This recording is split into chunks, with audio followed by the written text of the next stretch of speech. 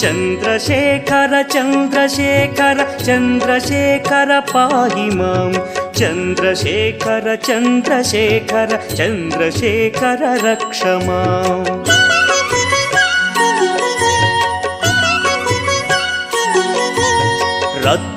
रत्नसानुशरासनं रजताद्रिशृङ्गनिकेतनं सिञ्जनीकृतपन्नगेश्वर मच्युतानलसायकं क्षिप्रदग्धपुरत्रयं त्रिदिवालयैरभिवन्दितं चन्द्रशेखरमाशये मम किं करिष्यति वै यमः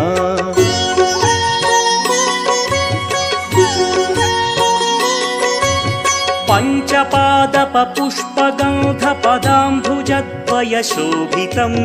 फाललोचनजातपावकदग्धमन्मथविग्रहं भस्मदि